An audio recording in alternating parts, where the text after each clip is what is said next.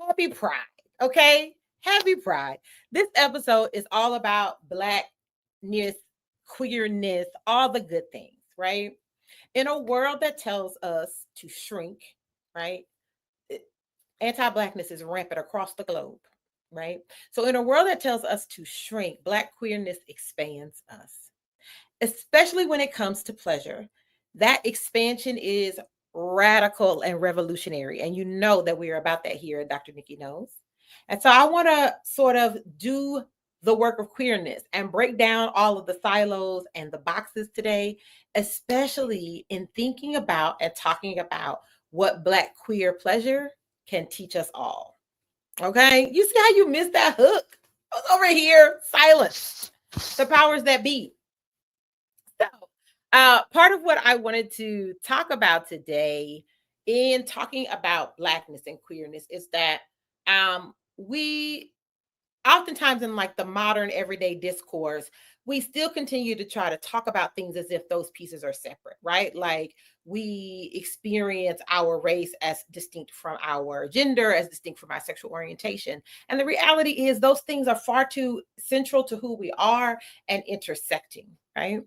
And the story that I shared earlier was thinking about sort of my experience and trajectory around my identity, my relationship to the LGBTQIA plus community, my own biases and sort of growth journey as well, right? So I am a cis woman. I identify as heterosexual. I have my entire life. It just is what it is.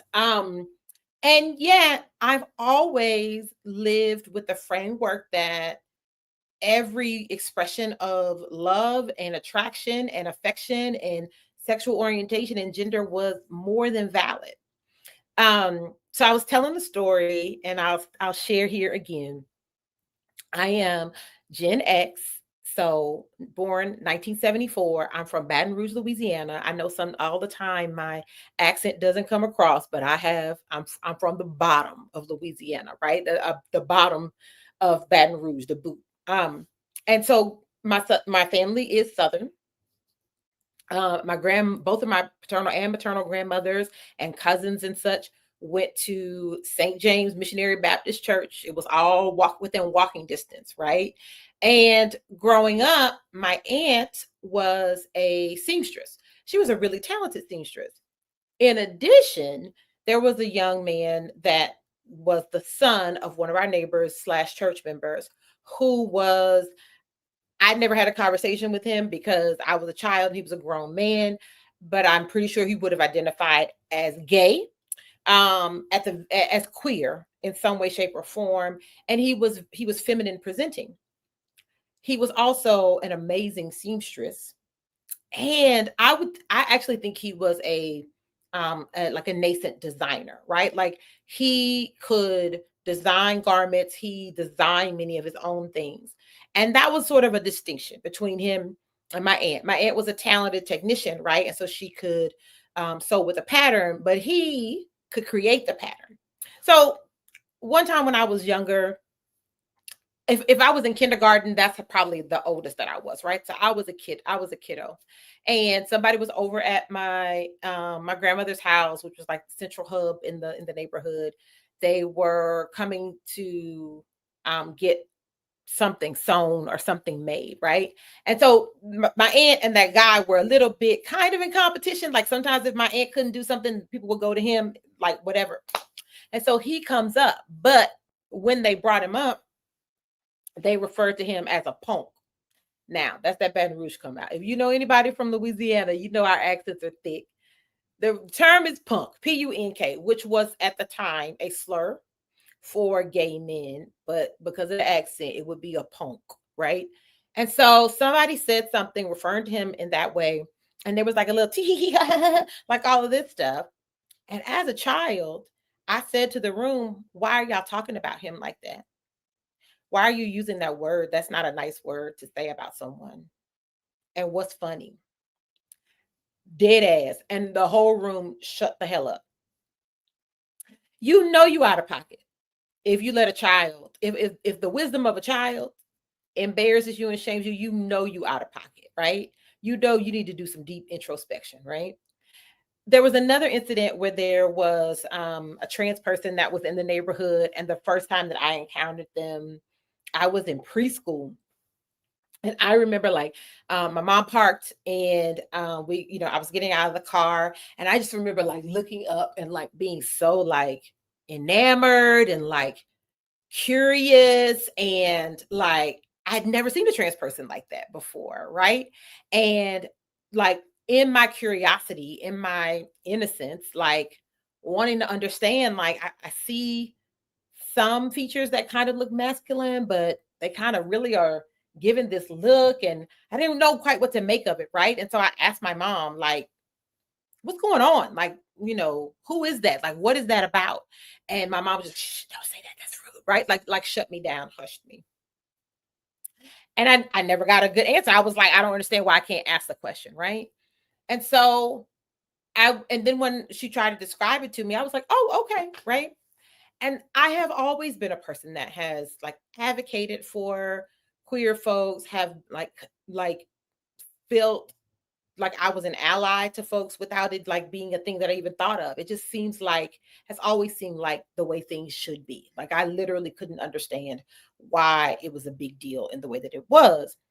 And even in that, what I share is I've had my own growth around really examining my own internalized biases, really getting clarity and checking my own just ignorance about things, that I was in my late 20s and still had biphobic ideas, and didn't even realize that the thoughts and beliefs that I had were biphobic.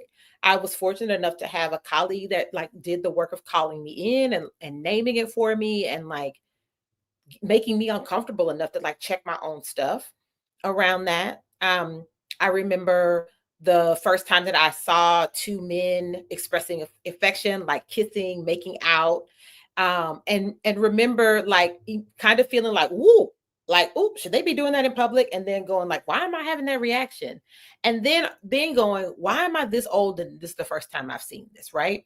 I was at a gay bar. I don't know what I thought I was going to see, but men making out and doing all sorts of other things. And so really continuing to do all of my work.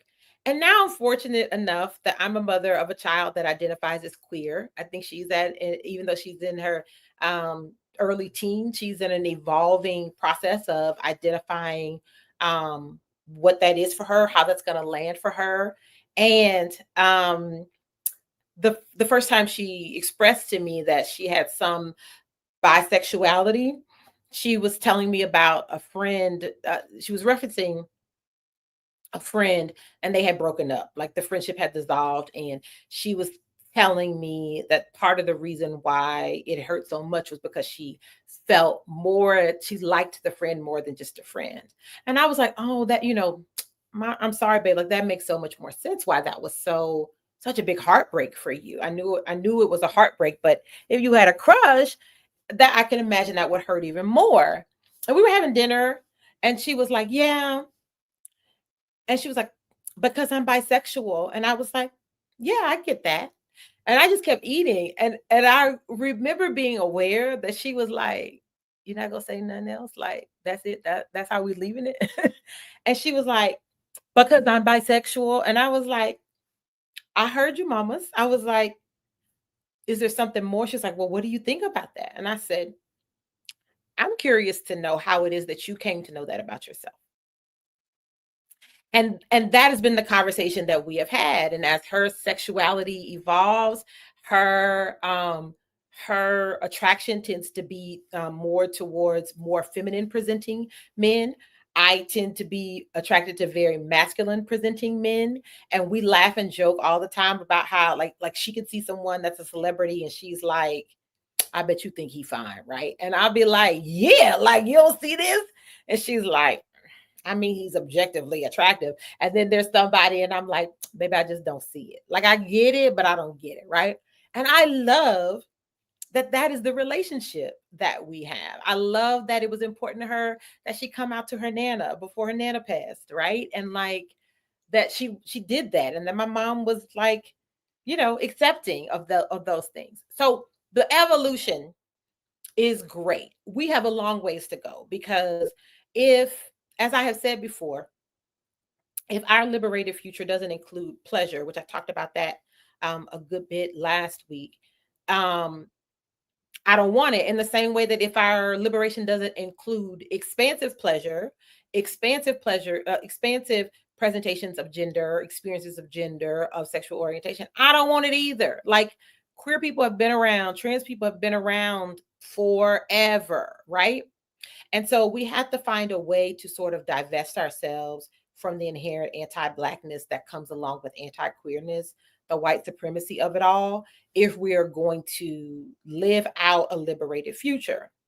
And so that is always at the core of what my work is about. I just like to focus on getting there in the funnest way possible, and pleasure is the funnest way possible. So when we think about expansive pleasure, there's one statistic that has been consistent over time, studied in slightly different ways, but the results reflect a pattern over time. And it is that in the 2018 Archives of Sexual Behavior, it was reported that lesbian women um, have orgasm during partnered sex approximately 86% of the time, as compared to heterosexual women who report orgasming during partnered sex about 65% of the time. Okay. I forgot to bring it up here, but what I mentioned before is Dr. Candace Hargan's book, Good Sex: Stories of Sex, Science, and Strategies. I always get the other part right. Her book, Good Sex, which is based on the Big Sex Study, specifically looking at sex and sexual behaviors among Black folks, has a slightly higher percentage for heterosexual women, and yet the orgasm inequality still exists, right? If you also look at the experiences, and also these studies are based on cisgendered folks, right? So lesbian women, 86% of the time partnered sex are likely to have an orgasm. I think it's actually probably higher than that, if we're being honest, compared to 65% of heterosexual women. And then if you look at cis gay men, they at the top, baby, the cream of the crop. Okay. They rock out at about 96, 97% of the time having orgasm with partner sex. And then hetero cis men are right up there with them. So what that tells me is our queer brothers and sisters and nibblings, right? Um, the she's, he's, and they's, baby, they figured out pleasure in ways that us straights have not, right? And I know that I am curious to, get the cheat code. If there is a way that I can ensure that I'm much more likely to have pleasurable orgasmic sex when I'm with a partner, I want to know it, right? Like, don't you? Can you let me know in the comments if I'm making sense? Are you picking up what I'm putting down? Are you vibing with what I'm saying? Let me know if you're still here and this is making sense, right? And I think it's really interesting for us from a curiosity perspective to consider what it is that might be different, not only in terms of dynamics and intimacy in queer relationships, but also in terms of behaviors in queer sex that is not happening in heterosex. And I think it's curious for us to be um to want to sort of ask what that is, or wonder what that is. And I also think we should be willing to understand why that division exists, and to think about work that we can do to reduce that division. And that's really what I would like to get into today a little bit more with you all. Y'all still with me? Tell me what you think. And if you were familiar with those statistics at all about queer partner sex versus hetero partner sex. Okay. Um, So, and if you have ideas about what do you think is different, what do you think is happening in those partner sexual interactions that is not happening in hetero partner interactions? I would love to know that from your perspective. I have some ideas about what I think that is, and I think that there's opportunity for us all to benefit from it. Um, in unpacking some of that, right? One, I think it's really important that we honor that the lived experiences of Black queer folks are unique to their lived experiences, right? That as much as I can be an advocate and an ally, that my experience as a cis hetero woman will always be different in terms of what my intimacy in romantic relationships look like, in terms of power dynamics that play out in romantic relationships and how I navigate those, about my lived experience in terms of privilege and access to things as a heterosexual cis woman, right? And so this idea about expansiveness and inclusiveness to me is paramount and sacred, because I don't want to erase anyone's queer experience, and I also don't want um, to sort of single out or tokenize the Black experience of queer folks, right? That they sit at a different intersection than cis hetero folks. And I use the word queer specifically because queer theory is at its core is sort of challenging us to think outside of boxes, right? To sort of like throw the whole paradigm away, right? Rather than asking people to identify as something versus something else, recognizing that our sexuality and our experience of ourselves as gendered beings can and should change over the course of our lifetime. For some folks that might not look like changing labels or identities, but as much as I talk about us experiencing a expansive and curious and flexible perception of our pleasure over time, right? Like, quite frankly, um, the knees at 17 can do things that the knees at 50 can't do, right? The way that I express myself um postpartum, right, as a mother carrying weight in a certain way is, and how I present myself is different than when I was 17. Okay. So as much as we need to shift and grow over the course of time, we also should be able to do that in terms of how we understand ourselves as gendered beings, how we understand ourselves as sexual beings, right? That there's a growth and change that happens over time. And um that the more sort of stake, weight, attribution we put into distinctions across folks, the more we really are upholding systems that don't serve any of us very well, right? That's my working understanding of what queer theory is at its heart. And so rather than saying lesbian, gay, bisexual, trans, rather than saying LGBTQIA plus plus, I use the term queer to be more expansive, because there are also people who are in the process of evolving and don't have a label at this point, right? But they know they something, right? So that's where I'm coming from with this use of the term queer. And I think it's really important that we understand the significance of Black queer folks that have come before us, right? It's Pride Month. The reason why we have Pride is because of a Black and Puerto Rican queer trans women, right? Who refused to be silenced, who refused to be mistreated, who demanded access, who demanded respect, who did not want to be harassed by the police, who did not want to be harmed and experience violence. And they said enough is enough, right? I don't know how we could think as Black folks that there isn't solidarity in how the experience of liberation or the movement towards um, queer rights is any different than our experience, right? Um, that that when we talk about the intersection of Black queer folks, the Black part is there, right? It's un what is the word to say? You can't disentangle them, right?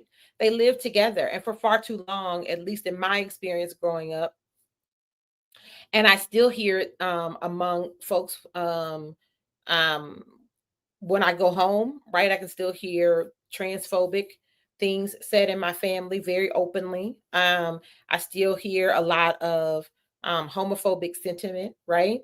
A lot, and even if it's not outright, a lot of like she, right? As long as we don't talk about it, and the time for all of that is past, right? We got to move beyond that. So that is why I'm having this conversation. If anyone watching now or watching in the future who identifies as queer um hears me say something that is not quite correct or not what your way of understanding or limited anyway, please let me know. I want to continue to expand and grow myself. I am talking from my experience as this hetero woman, but I want to do so with as much knowledge, awareness, respect, celebration, and affirmation as possible. So um, what makes queer sex different? Hmm? What makes it different? So one of the things that comes up immediately for me. So let me say this. Okay, I'll put y'all in my business a little bit more. So I've always been an avid fiction reader. I used to love to read a lot of sci-fi, a little sci-fi horror, just general straight like adult fiction. And then I had a child. And my brain just was like, prose, we can't really digest like a whole lot of stuff. And but I still loved reading. I breastfed my child for almost 2 years. I wore her and carried her around. We bonded a lot. And so I did a lot of reading when she was little. And so what I found was I got into the romance genre because here, I love love. We know I love sex and pleasure. And I was like, these books have it all, like all the things. But what happened was as I was reading like hetero romance, I kept seeing these patterns that were emerging around like these alpha males and like this very patriarchal, sometimes like even toxic masculine behaviors and these like very submissive females. And like, and I was like, okay, I've read this too many times. Like, I'm over this. This doesn't really reflect the dynamics of a relationship that I would find attractive or I want to be a part of. And then I discovered there was such a thing as MM or gay queer romance. And I was like, what? Tell me more. And what I found was in that world and that subgenre, a lot of the things that I was reacting to as a hetero woman reading them, I didn't react to because the gendered distinctions were not playing out, right? And that is not to say I'm not ignorant enough to say that patriarchy and toxic masculinity and racism aren't also present in the LGBTQIA community. I know that, okay? I'm fully aware, but in the books that I was reading, the way the characters were like centered and expressing themselves, those sort of patriarchal dynamics were not showing up. And so I went down to a whole genre of reading gay romance of all types of subgenres within the subgenre.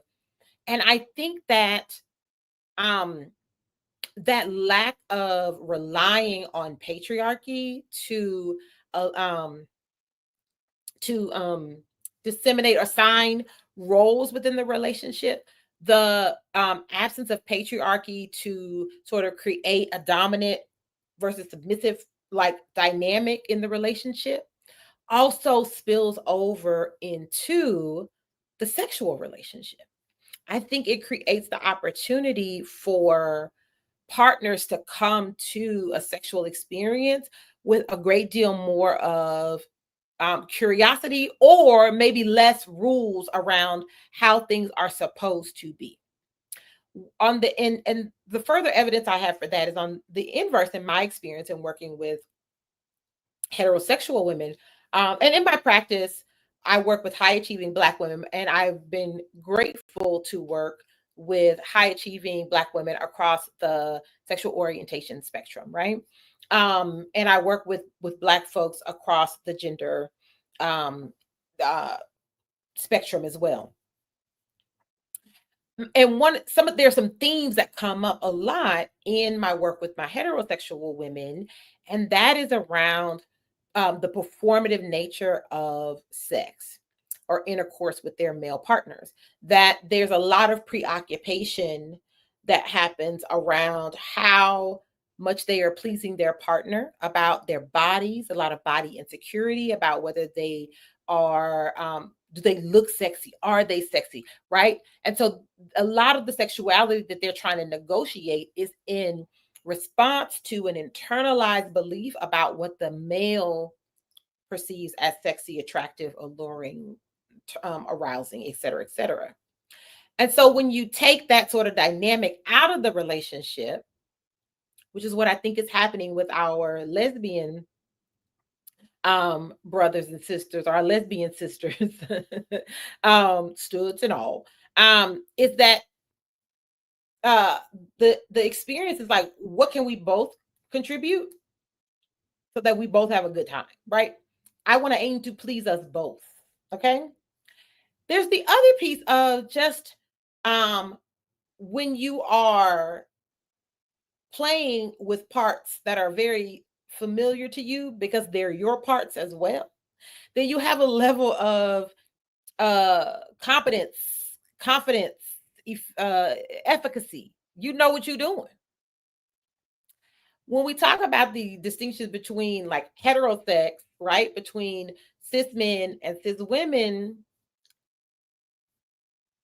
there's a reason why there's a meme where there's a diagram of a clitoris, and it's wearing a is wearing a Where's Waldo outfit, right? There's a reason for that, because of the very poor comprehensive sex ed that we get in this country. There's still a great deal of ignorance that cis men have about basic cis woman anatomy, about reproduction, about all things, right? Another running joke that I see oftentimes on the internet is like, don't tell a man right there, because as soon as you tell him right there, he gonna switch it up. As soon as you say don't stop, just like that, he gonna do something different, right? There's these distinctions, these disconnects that I think are much more commonplace in heterosex, that just by virtue of there not being um, differently gendered partners, our queer brothers and sisters don't have, right? So one is that they come with a much more curious, open set of expectations, right? I think there's also much more opportunity for conversation around what do you like? What do you want? What feels good? As like normative, as like a baseline.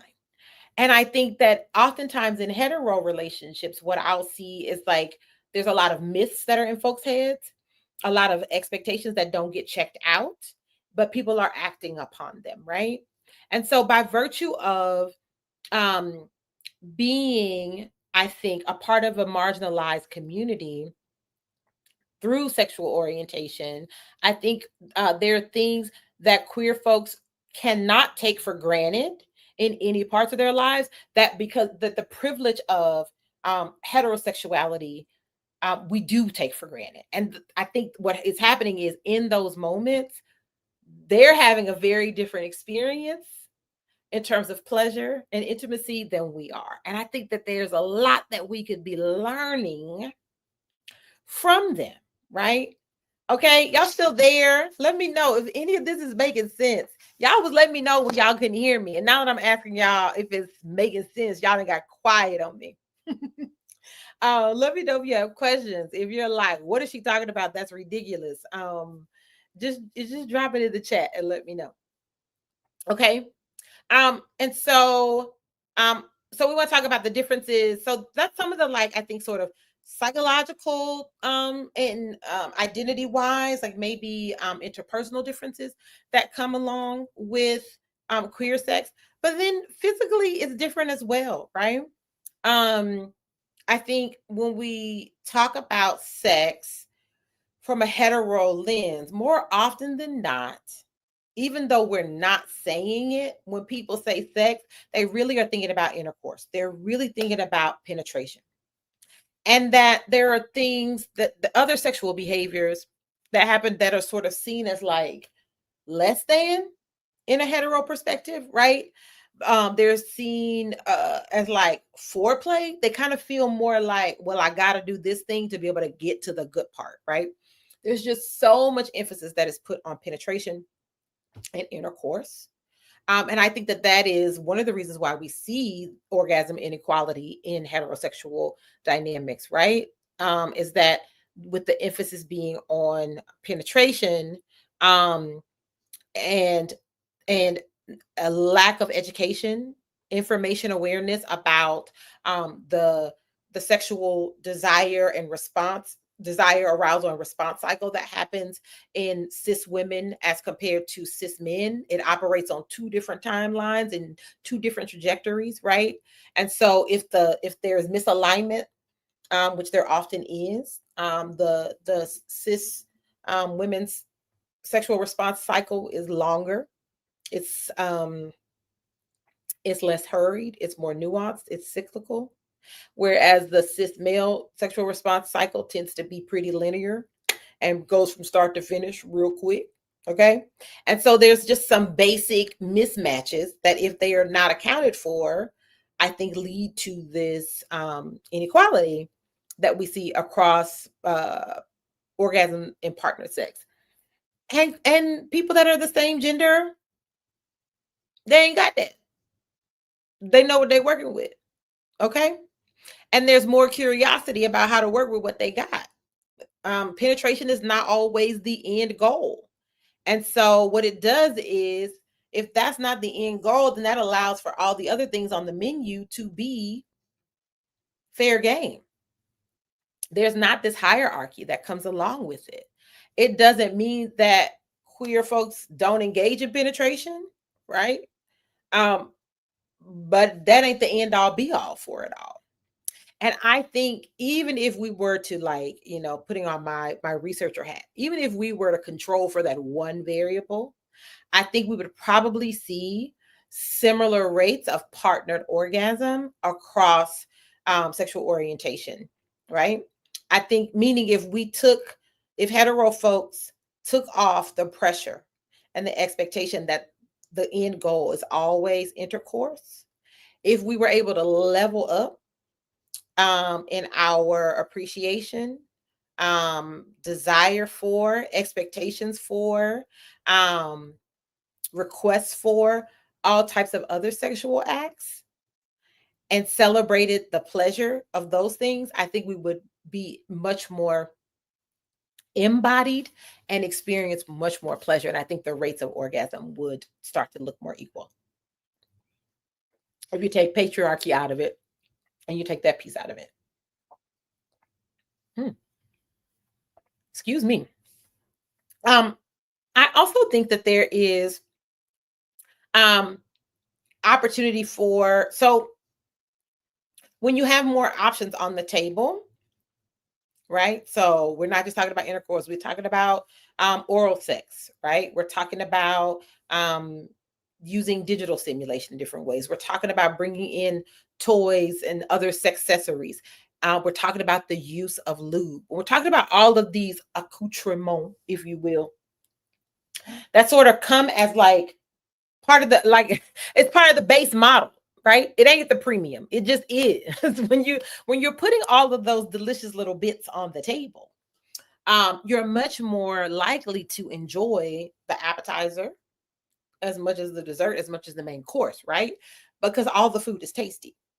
And so then I think it also opens up the opportunity for much more curiosity to exist over more performative scripts to exist, right?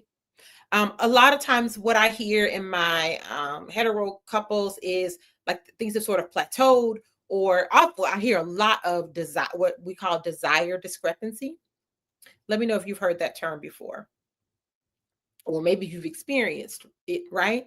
Desire discrepancy is that one partner is experiencing or presenting as if they are much more interested in sex than the other partner, right? That there's a mismatch. Or sometimes it could also be in like the types of sex that each partner is interested in is feels like discrepant, right? So the things that bring and stoke desire and maintain desire can look very different across partners. Um, I tend to see some patterns across that in my hetero couples. And part of what has happened is there's a rut. If you've been doing the same like four little funky steps for 4 years, 10 years, if it feels so predictable, we're gonna kiss a little bit, and then he gonna kiss my neck, and then he gonna touch my nipple, and then he might eat me out for a little bit, and then I might give him head, and then we have sex and it's over, right? Like if it's just that scripted performative stuff over and over again,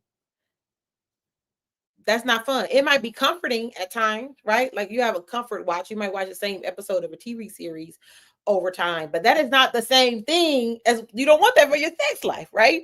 And so I think one of the other things that we can sort of all learn from and appreciate from queer sex is like much more playfulness and curiosity and creativity is part of the base package, right?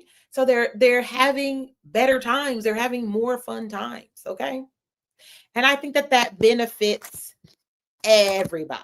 Um if you've been with me, if there are things that you think that are different in a expansive way between hetero sex and queer sex, drop a comment, let me know. I would love to know what your experience is, what you think about that, um to see if you're tracking what I'm saying. I think that um and the last piece I'll say about that is when we're able to, if we're able to really sort of learn something else from um our LGBTQIA plus nibblings, it is um that we don't have to worry about like sex is the beginning, like it starts here, it ends there, um or you must do that or must not do that, right? That there is the opportunity for there to be sort of um ongoing arousal, right? Ongoing opportunity for there to be a little bit of spark, right? One of the best adages that I share with folks is like, foreplay is everything that happened between the last time you had sex and the next time you have sex, right? To start to reframe what foreplay is, um, rather than sort of these discrete behaviors, but to think about how you create that overall sense of wantonness and desire and anticipation and flirting, right? One of the things that sort of come especially out of the gay community is, right, like because of the way that gayness has been sort of distorted or like uh vilified as like being hypersexual and like men, so they got to be just all about sex, right? It's sort of really reduced down what being gay means to like this very uh uh base like level of like sex is that's it. What I think a lot of gay men have done over time, part of what gay culture has been, is just to say take that and then like to subvert it. Oh, if that's what you think that we're about, then we just gonna put it on full display and be blatant and raw and open about it and just have fun with it. Like, why feel ashamed, right? And so the experience, coming to your sexuality, coming to experience yourself in an embodied sexual way without shame, right? In celebration, with flirtation, with joy, also livens you up, lightens you up, it like opens you up, a pun intended, opens you up to be more accessible to playfulness, to embodied sexuality, to owning your sexuality, right? And so I think that there's just a lot of information that if we all had access to, if we all chose to affirm and celebrate from our from the queer community in terms of their experience of pleasure, in terms of their experience of intimacy, um there's like to recognize that sex is something that can be really intimate and sacred and special, and it also be something that's just fun and entertaining to do, like, and it doesn't make one better than the other, right? Like there's no need to sort of shame or vilify or judge, right? um that there's room under the umbrella for everybody. I think if we can lean more into that, then we all benefit from it as well, right? I think the other side of that is like if you take a lot of the mystique, is that the right word? There's like a lot of like shrouded um myths and stereotypes and like ignorance. I think that heterosexual folks have still, black heterosexual folks still have about LGBTQIA plus folks, simply because they are marginalized. I think that the more that we can do our own work around recognizing that they matter to us, like they have always mattered, that they are part of our community and should be celebrated, that the way that they experience the world because they are marginalized in different ways actually allows them to move and operate and have perspectives on things from a different vantage point that will benefit us all. And the more that we create space for them to openly be connected and be a part of our community and celebrate them, the more that they can have their overall sense of self be affirmed as well, right? To not feel like they need to siphon off or section off or silence any parts of themselves. That there's space for all of us, and we should be um, like absolutely vehement about making sure that there is accessible space for everybody. Okay. All right. Y'all got quiet on me in this last little bit. Y'all didn't want to say nothing. Um, so let's get into this week's. Let yourself unfold. Yeah. Let yourself unfold. So let's get into this week's Dear Dr. Nikki. I have it here. There we go. Okay. Dear Dr. Nikki, I am a trans man who experienced a lot of challenges trying to figure out my gender and sexuality during my teen years. I didn't hear any outright negative things said in my family, but it also didn't seem like it was okay for me to talk about it. Now that I'm living as my authentic self, they haven't rejected me per se, but we still don't talk about it. I'm not sure how to handle this after all of these years. I wish things were easier, right? So one, yes, living in your authentic self. Yes, for living in alignment.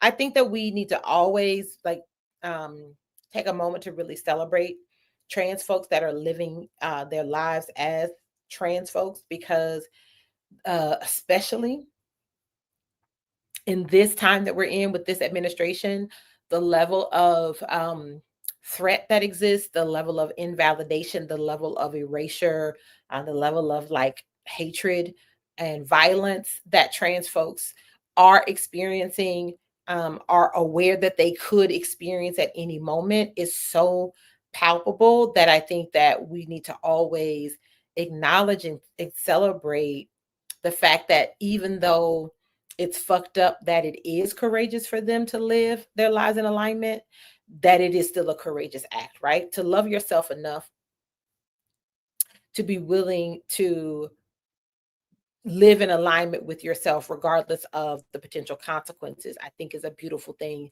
that again we all should be learning from. There's a lot of folks that are privileged up the wazoo and still don't know how to show up as their authentic selves. In fact, I have an entire workshop dedicated to unmasking and unmuting for high achieving Black women, because there's so much in our oppressive culture that tells us to shrink, right? Where I started the episode, right? To be, not be yourself, because that it's not accepted here. So let's celebrate that first of all. So thank you for that, and good for you. But what I'm hearing in the question is like, there's things that are said and there are things that are not said, but they are equally loud. And I think that happens a lot in the Black community, especially around queerness, especially around gender, is that the transphobia, the homophobia isn't always outright.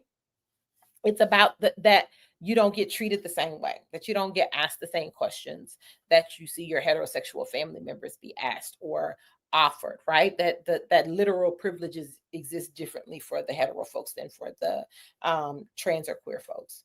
And so the question is, if it's not, excuse me, I'm so sorry, if it's not being said out loud, like, why I gotta be the one that, well, I'm taking it that, why I gotta be the one to say it, right? That's sort of my bias and how I'm reading the question. That might not be that person's experience, but like, we all know what's going on. We know that you're the ones that are like silent about it. Like, is it like you pretend that we're not here and then we'll go away? Like, are we invisible? No. And so this sense of like, I think there's a bit of unfairness in that it may feel like the onus is on the person to be the one to put the conversation on the table or say something. And so one, I think that everyone has to decide as we become adults. Everyone has to decide what kind of relationship they want to actively have with their family. We don't choose them. We don't always like them. They might not be our people, right? Um, they might be. They might be our best friends. We might love our families. Regardless of that, we have to be intentional and accountable for how we choose to be in relationship with our family as we become adults. That's something we all have to do, full stop. And so if the answer to that question for you is like, I want to have a close relationship with my family, but I also want to feel like I'm not walking on eggshells. Like, I want to be acknowledged. I want to be celebrated. I want to be affirmed for my family. And maybe there's also some pieces of your experience where you want to be validated, right? Where you might even want people to take accountability for ways that they didn't show up for you or support you. And I think all of those things are very normative and valid. Let me put the question back up one more time. I'll make sure I'm getting all the pieces. And so I think at the bottom line, it's up to you to decide what you want, right? What is that level of connection and closeness that you want with your family? And what are the terms and boundaries that you need to have in place so that you feel like you can show up as your fullest self, right? What do you need to feel safe? And maybe it's not a big announcement, but maybe there's some key players, some key stakeholders, if you will, your parents or siblings or the matriarch or patriarch of the family. Maybe there's some key folks that you might have a conversation with, and a conversation about what your experience has been.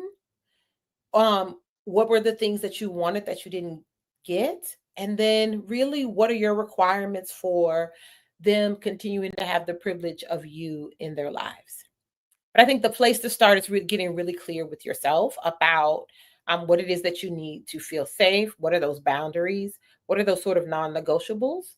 And to enter any conversation as conversation, right? Meaning we are going to go in with active listening. We want to really better understand what was the motivation, and we want to do our best to express what our experience of the situation was, right? And so the dialogue and discussion framework, I think, is really going to be necessary. But more importantly, please take away from what I'm saying that I think you have a right to want to sort of name the silence and to talk about the impact that the silence has had on you.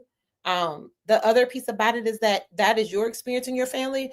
But what about maybe some of your other family members who are closeted or who are curious, maybe not sure, especially some of the younger folks?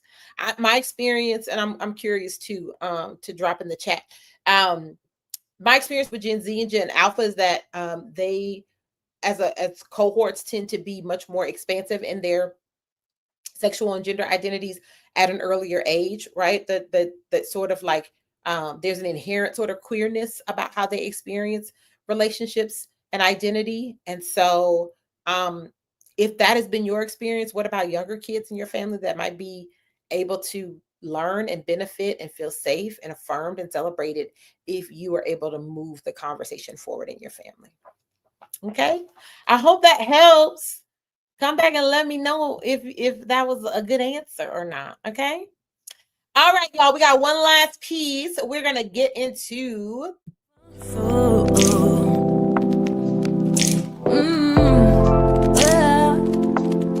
let yourself unfold.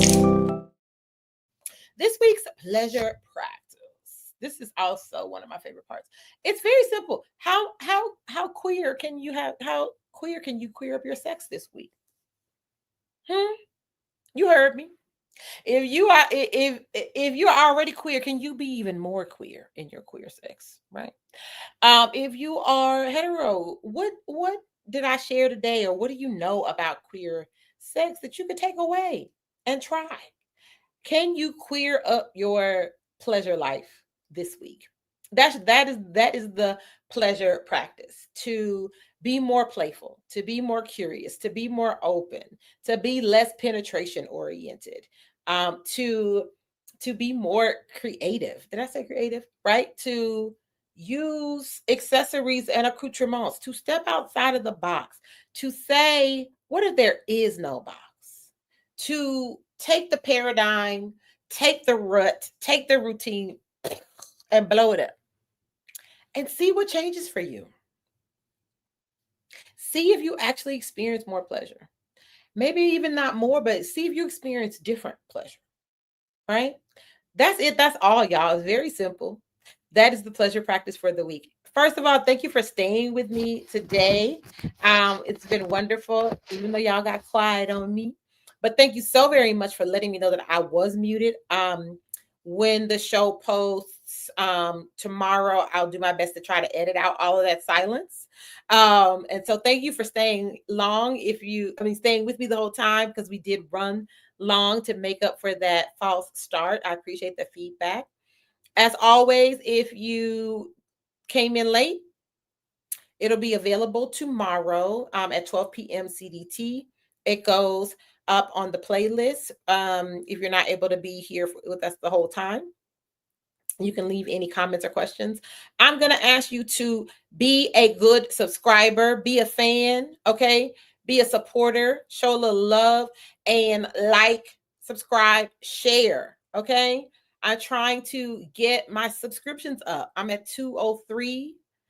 I want to hit 500. Like, that's one of the minimum markers that I need for my channel to continue to grow.